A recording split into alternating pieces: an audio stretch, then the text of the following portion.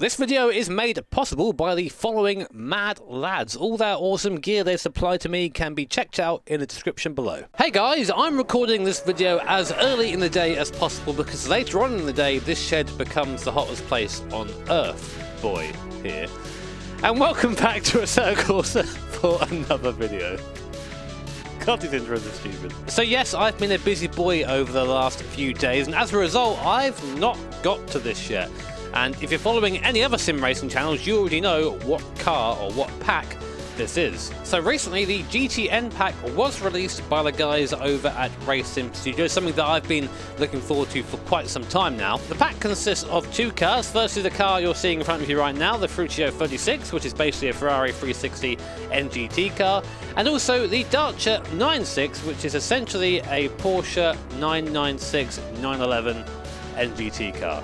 I get really confused with Porsche numbers. And this pack was brought out to kind of represent the lower class of the mid-2000s GT racing scene, alongside the original RSS GT pack, so looking forward to trying that out in a multiplayer environment. So this Totally Not Ferrari has about 450 brake horsepower, mid-engine, rear-wheel drive, no traction control, no ABS, and a stick-shift sequential. And of course, being an older GT car, it moves around a bit more than the modern counterparts do. To test out this car and the mod, I'm going to be racing a 6-lap race here at the Brands Hatch GP circuit.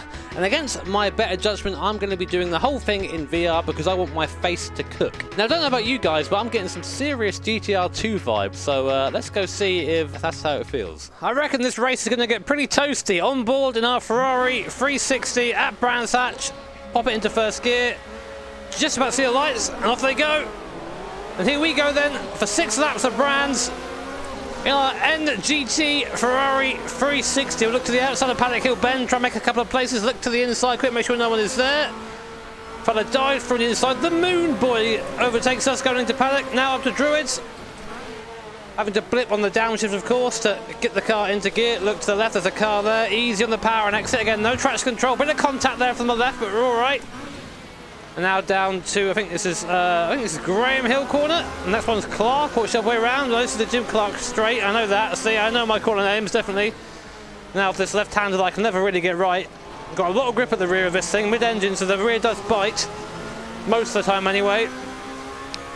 And now we come down the back straight. Really short final gearing there to use all the rev range coming down the straight. Now through Hawthorne, so the car's a little bit skaty at the rear there. Tyres maybe a little bit cold at this point. Look to the inside, there's a car looking like it might have a go at us. Coming now into the back section of the GP circuit. I love this section. Car off to the left, just a little bit of contact there with the rear. I think we're good. That was scary. Now coming up through Sheen, or Dingledale if you're from the old days. Up behind one of the 996s. Trying to find a way through. I think we can quite. This guy seems a little bit slow. This thing sounds fantastic. The old school Ferrari V8. Of course, everything nowadays in GT is turbo, so it's great to hear something naturally aspirated and shouty. Last few gears are so short just to make sure we make all the use of the RPM. That's one lap down the paddock, the rear end, trying to bite and come around again. I've made a couple of setup changes to try and make this thing a little bit more predictable in the faster corners. Basically just softening the rear end quite a bit and taking the softening the anti-roll bar as well. The rear has helped out quite dramatically. Would recommend it. Second gear now through Graham. He'll try and use all the exit. It's the Max Verstappen style of cornering. I'll be inside. He's going to have the faster line on the outside. I'm forced to stay tight there. I think I just ran him off the track. Nice. Fair manoeuvres, not too bad. And as always with the RSS cars, you can just see the quality of this thing on board. It looks like a car you'd expect from the developers of Assetto Corsa. Oh, a bit too quick for that. You can see the rear end just not biting at all. End up skating through Hawthorns, which is never much fun. I always love using a sequential stick shift. There's something just so much more entertaining about it than the paddle shifter. I can't really explain it. It's just more fun. I love that after ref match as well on the way down. Ferrari's pretty quick. I've driven the Porsche too, but I just find myself more interested in the Ferrari. It's a bit more of an event to drive than the Porsche is. The Porsche feels a bit more composed compared to this, which is odd considering its rear engine, but this feels like more of a, I don't know, more of an event when you get behind the wheel. Of course, because it is really rather warm today, it's getting quite murky in this headset. It's already getting quite fogged up, but luckily I can still see where I'm going. That's important. Hold the brake on the way around. It's so strange that now, of course, the development for Kunos has gone to ACC. They're not really interested in the original Assetto Corsa anymore. That firms like, you know, Race Sim Studio and VRC Modding, they're keeping this game very much alive and producing content which is on par with and often better than the stock content that we were used to with the original game. And it's just fantastic to keep finding the excuse to come back and keep driving this. For me, Assetto Corsa has really become what R-Factor 1 was, but with more support behind it now that Sim Racing has kind of grown a bit since then. It is the place for mods. It's the place for modding and creativity and getting to drive cars like this. I'm really hoping, as I said in the introduction, that one day we can maybe do a proper full-length race with 30 cars or so and have a full GT1 field and a full GT2/NGT field. That'd be absolutely brilliant. One can hope. Third gear then through clearways, just trying to let it eke out. Take a bit of a different line for the AI there, go a bit wide, then carry the speed through. Trying to see what lap I'm on, but I can not read the top of the screen now because of the fogging in the headset. Oh, a bit wide there, and the car still feels like it wants to come around a little bit at the rear, even with a softer rear end. But otherwise, it feels pretty damn planted, especially in the slower speed stuff. I can really get on the power early. So over here, second gear, plant the power. Just loves it, absolutely loves it.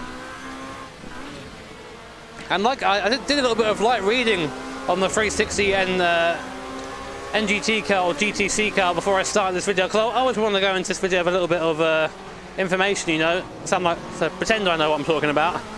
And apparently, with the even with the airflow restrictions, this thing could make upwards of 470 horsepower, and de-restricted, the engine would make about 550 horsepower. I'd love to have seen one of these go around with 550 horsepower. Oh man, you can see again. The rear end, maybe I could use a click more, a downforce, or just be a bit slower through there. I'm trying to match the guys in front for speed going through Hawthorns there, but the car just dances on the exit.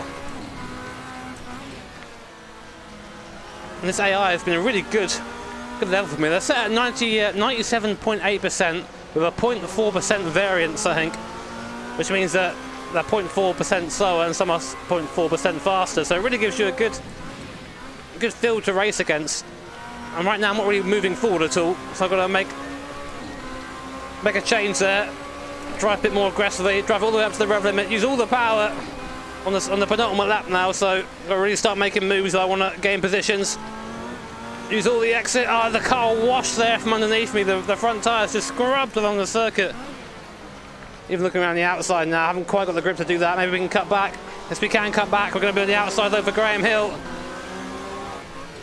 That means we've got the Astro we can use there. Cheeky, thank you very much. I'll take that. How many more can we make up? Oh God, forgot to blip there. I blipped a bit late. You see what happens there when you don't blip the rears. Lock momentarily, just grabbing the curb on the inside there, completely ruining my run onto one of the most important parts of the course. Through Pilgrim's Drop, look in the mirrors. I can't see the guy behind me, so that means we should be safe, he says. Fourth gear through here this time, and again you can feel how loose the car is at the rear through there. It really dances around.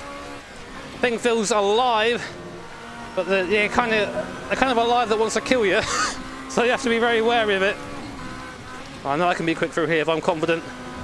Using the Astro on the inside there, and already we're back onto the rear end of this 996 in front. I'm going to be coming on to the last lap now, so I've really got to start making some moves. But what a fun race this is. You don't necessarily have to be winning a race to have fun in it, and this is such a great example of that. I could just run this forever if the headset wasn't going to make me pass out at some point from the heat inside it, getting that full racing driver experience. Again, the absolute wash at the front. How late can I brake?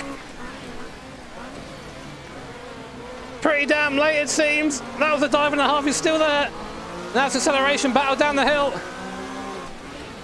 The outside line, going to use that Astro. A little bit of contact there as I squeeze him to the inside, and he goes a little bit skew-whiff, but I don't care. Racing is selfish, baby.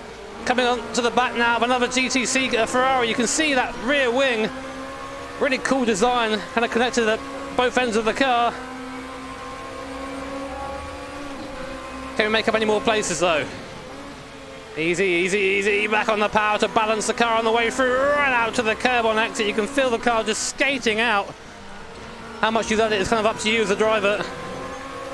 Great run there down the hill, coming up to Sheen Curve again for the last time.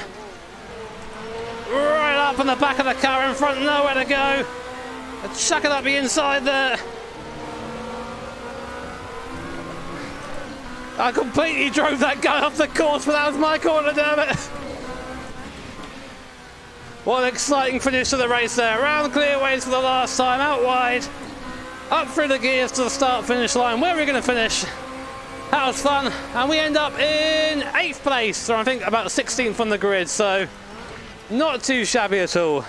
Well, guys, that was the pretty damn awesome Ferruccio 36 on the Ferrari 360 from the GTN pack over from the guys at Race Sim Studios. And as usual, from the guys over there, this is just quality. And I have no issue with recommending this. Even if it is a paid mod, it is definitely worth your money when the content is on the par of, or in this case, better than the first party content we got from Kunos back in the day. But guys, I really hoped you enjoyed this video. I'm very much aware there's not been as many videos recently as there usually is. That's partly down to me not feeling well still, and also just me having a bit of a different schedule at the moment. But I hope you enjoyed this one anyway. If you did, then of course, make sure to hit that like button. And if you really enjoyed it, then hit the subscribe button and the bell notification icon, because that way you'll be made notified of future streams and of course, future videos. A massive thank you to my patrons and to my sponsors, and to all those people who came to support us at DHR at Spa 24 this weekend. We somehow came away with a podium. Not really sure how we managed it, but very happy with the result. So thank you all for this. A big shout out, of course, to my patrons and to my sponsors, and to the guys who came to support us and DHR over at the Spa 24 Hours of iRacing this weekend. I have no idea how we did it, but we somehow came away with a podium, and your support definitely helps. So thank you so much for that. Take care, have an awesome day. See you all next time.